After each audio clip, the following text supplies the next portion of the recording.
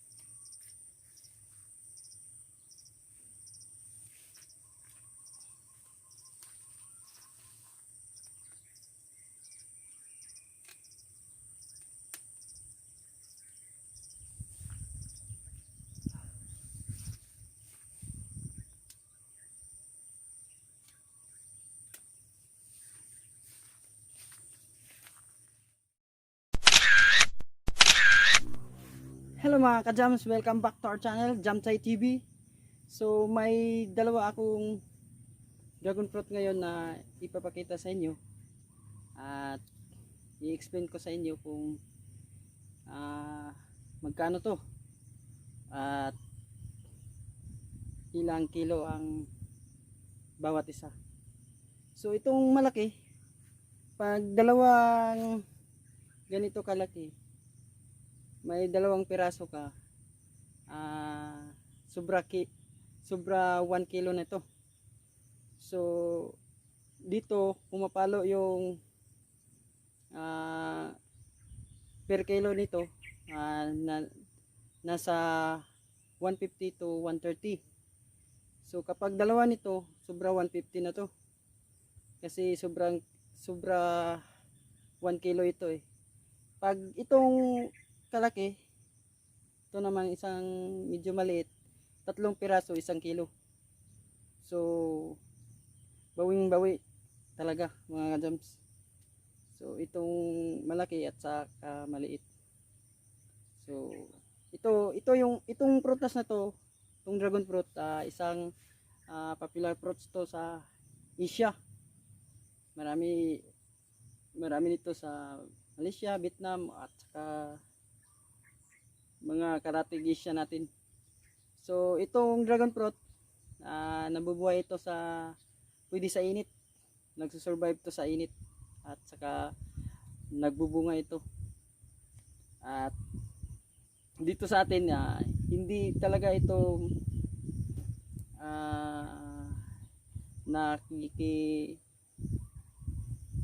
hindi ito talaga basta-basta nabibili, kasi ito ay pang mayaman na presyo.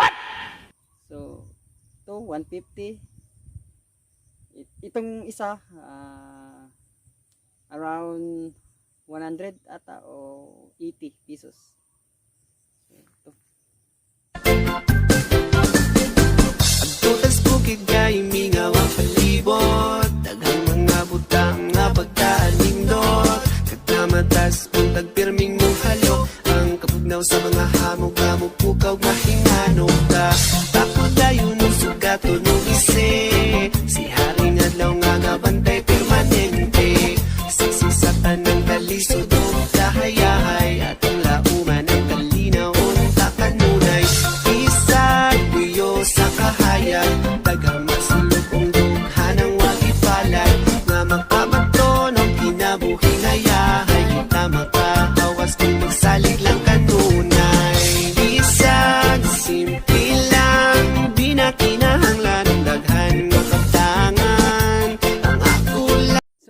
ka-jams, yung bago pa sa channel ko, please subscribe, Jamchay TV.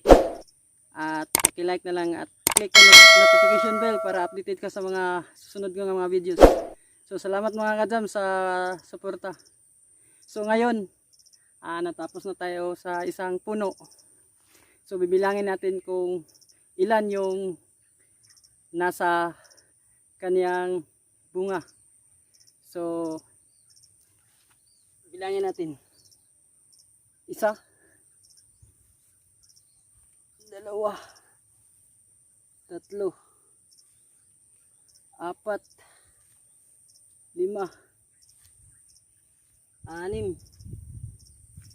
6, 7, 8, 8, 9, 10, 11, 12, 13, 14, 15. So sa isang puno, sa isang ganito, may 15 siya na bunga at hinog. So bless. Thank you. So ayan mga ka-jams, kasi maaga tayong nandito, mga 6 ata yun, 6 AM in the morning. So hindi pa tayo nag-aalmusal. So ngayon kakain tayo, kung titikman natin kung masarap ba o hindi. So ito isa maliit, at saka mukhang okay na to. So balat na natin. Ganito lang pagbalat mga ka-jams. Pero kapag may kutsilyo kayo, iwain na yan.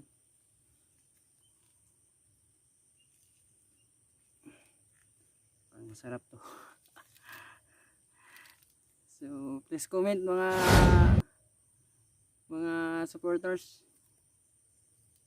kung sinong hihingi, bibigyan ko. So ito ang isang maliit. Wow! Tingnan natin.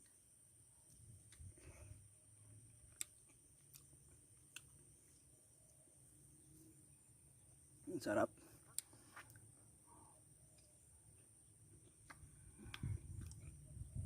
Juicy.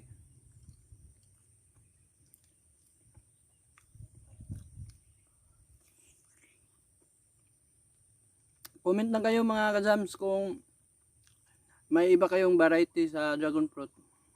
At kung malapit lang kayo dito sa amin, sa Miss Or, pupuntahan ko. Bibili ako. Kasi yung variety namin, ito lang pula. O ano to, pula o orange ba? Ito lang. Mukhang violet. Yung laman. Gusto ko yung ibang variety na, ibang kulay. Pag meron kayo, bibili ako. Comment lang kayo, comment, para mapuntahan ko.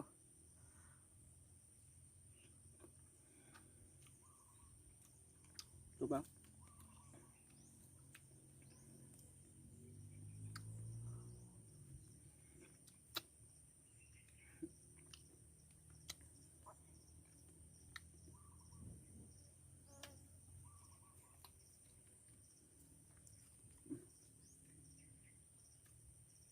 Marami pa mga ka-jams. Doon pa. Doon pa sa kabila. At nandito pa sa kiliran.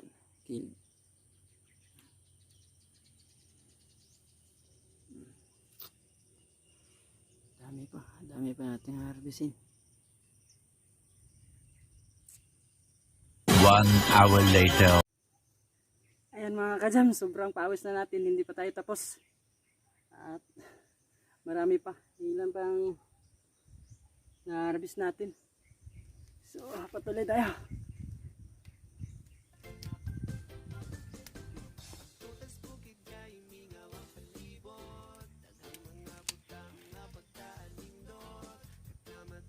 Tagpirming mong halok, ang kabugnaw sa mga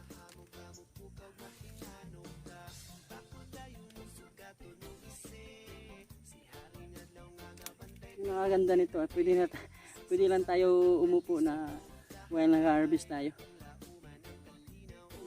Hindi mataas, hindi masyado mataas.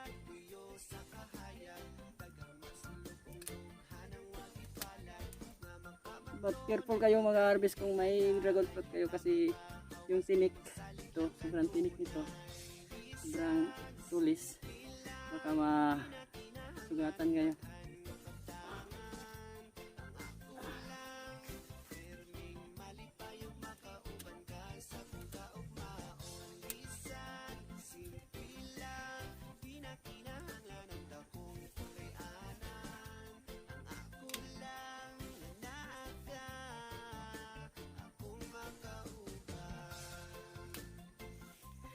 May nakuha tayong sobrang liit.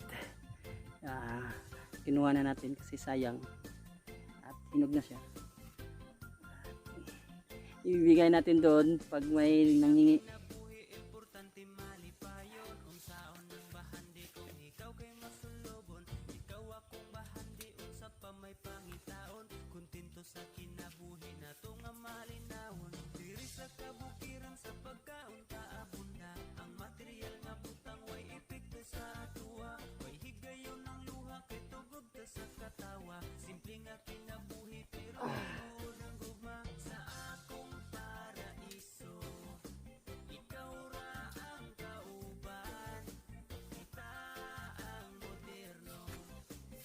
Yan, pahinga muna tayo kasi sobrang init. Gaya ng sinabi ko, yes, maganda yung nagtatanim ka ng dragon fruit na nasa sobrang init. Yung talagang direct sa araw. Kasi kapag nakabiran siya ng mga puno, hindi siya masyadong namumunga. Hindi pa may hinog. Yun.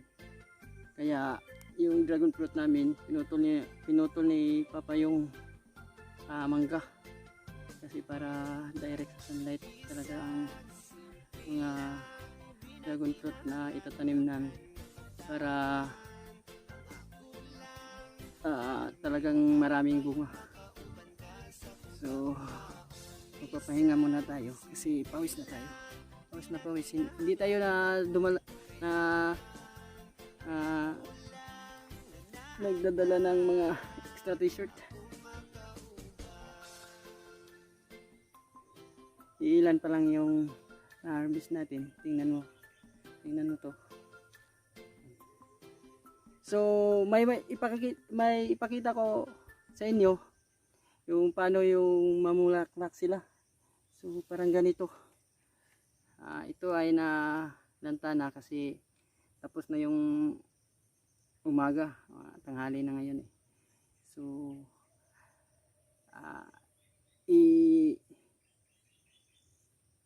ilalagay ko tong picture nito kung paano siya namulaklak, namukadkad, maganda at saka sobrang puti at maganda tingnan.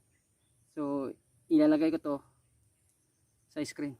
Mga ka-jams, kanina pagdating natin dito may nakita tayong yung namumukadkad talaga yung flower niya.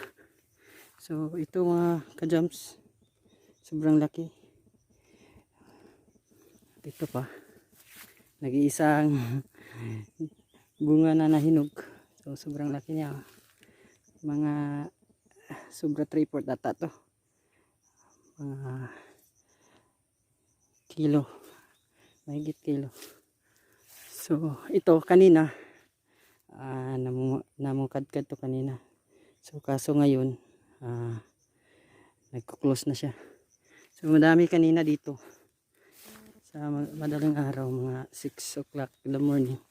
So ito namukadkad to. Pag tanghali nagko-close siya at saka malanta. So ito. So dami pa. Doon pa sa baba. Dami pa doon. So wala pa tayong kalahati. So itong dragon fruit, lahat-lahat 61 na puno. So hindi pa tayo kalahati. So yan na natin yung nakuha natin. Doon pa. So mamaya pagkatapos natin, so kukunin na natin to. Doon pa. So, sobrang dami pa. Nandito pa lang tayo sa dito. Doon pa sa taas. Doon pa. Tsaka doon sa baba. So okay. Ayan mga ka-jams, nagpapahinga tayo ulit. Kasi sobrang init talaga. Sobrang pawis na. Yung basang-basa na yung t-shirt ko. So dito tayo sa ilalim ng puno. Mupo tayo. At saka napansin ko at nakikita ko. So magandang lugar magandang lugar pala ito. Kasi napapaligiran siya ng mga bundok at saka talagang nandito siya sa baba. So ayan mga ka-jams, tingnan nyo. Yan po ang bundok. Napapaligiran tayo ng mga bundok. Saka sa likod pa. Doon pa sa likod. So tingnan nyo. So saka doon pa.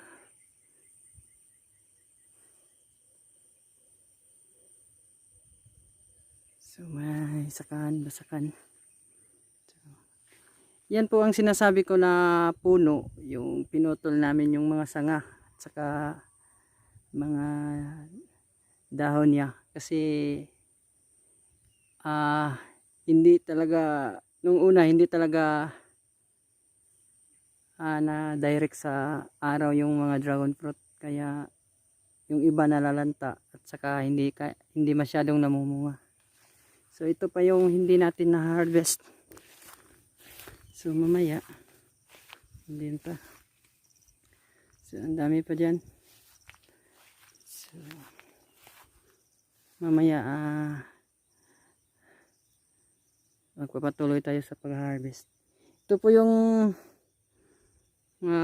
dragon fruit namin. 61 to lahat. At God bless na namunga lahat. Meanwhile, So, ito po yung bago. Ito po yung bago. Natin nanim. At may video ako nito eh. May vlog ako kaso nabura ko. So hindi ko na ma-retrieve. So hindi ko na mapapakita sa inyo kung paano tinatanim to. Pero basic naman. Kasi kukuha ka lang ng mga dahon at ito. Kunin mo to at putulin mo dito at saka itanim mo sa lupa at saka tutubo na yan. Kasi yung dragon fruit hindi ito maarte. Pag nakatanim to sa yuta sa tsak na tutubo to. Kagaya nito. Ito po yung triman namin at tinapon na namin dito sa gilid at saka nakaimbak lang dyan. Tingnan nyo, tumubo siya. Marami pa dyan. So gustong magtanim dyan, kuha lang kayo dito ng similya. So ito first time na may bunga at saka nahinog. So sobrang laki. Itong dalawa na to mga 1.5 kilo yung dalawa. So magandang negosyo to mga ka-jams. So magpapahinga muna tayo kasi basa na yung t-shirt natin. At saka magpatuloy tayo dun. So, 1 hour later.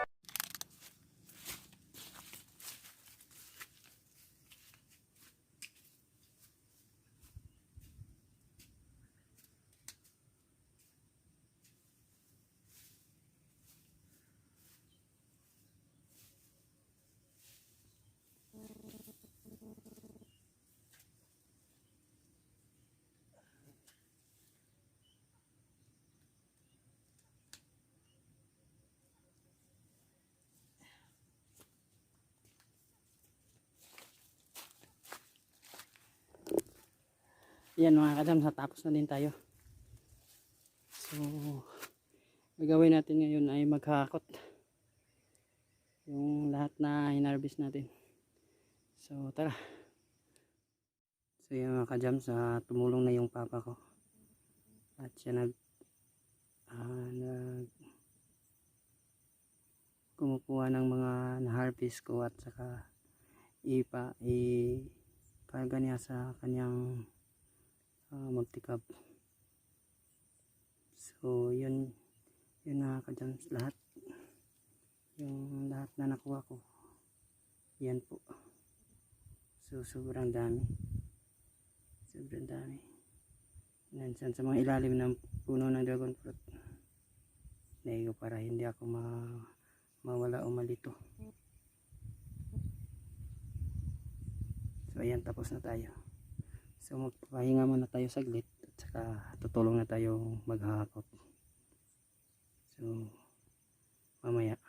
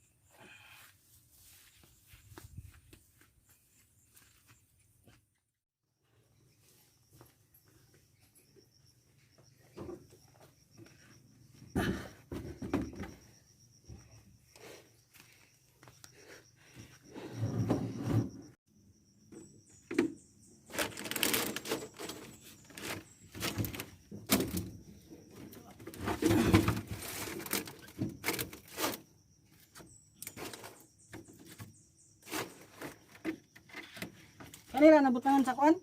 Oo. Ay, dapat butang lang imo dito dapat. Imo na piti sandig sa kuan, plate.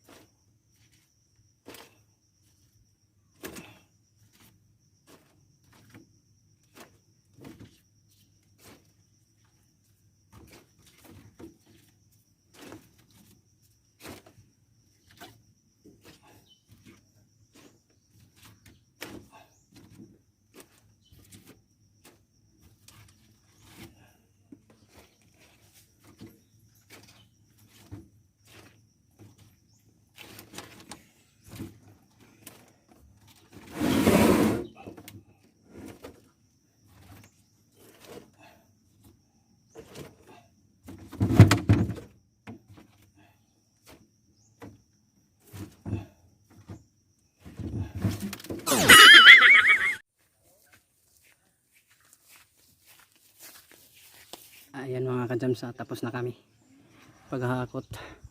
So tinatalian na lang ni Papa para mamaya pag doon na tayo sa baba hindi malaglag yung mga bunga. Unsa pa? Lagi naa pa man di isa dito dayo. Ang ako mga di na balikan ugma ba.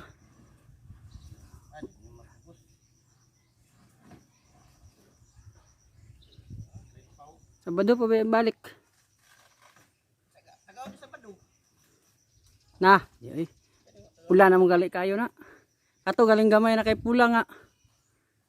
Pagkaugma nga diretsom din hinog naman dayang gali.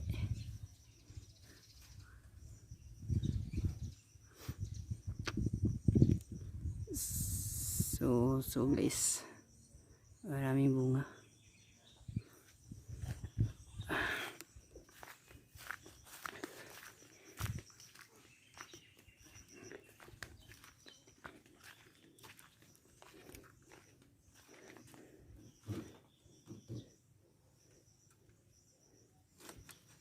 Nasa tuktok pa.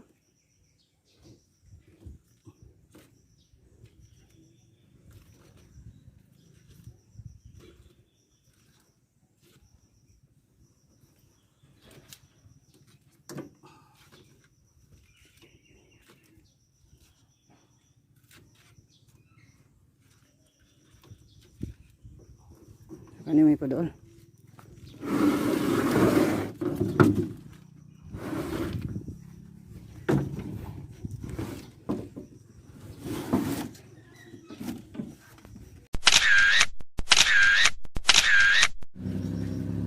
Ayan mga ka-jam, tapos na tayo umalis na si Papa doon na.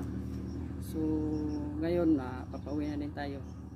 Sobrang basa na yung t-shirt ko. So nagdagay tayo ng isang t-shirt. So hanggang dito na lang ako. Sa susunod na video, please subscribe my channel, Jamchay TV. So hanggang sa muli, bye bye.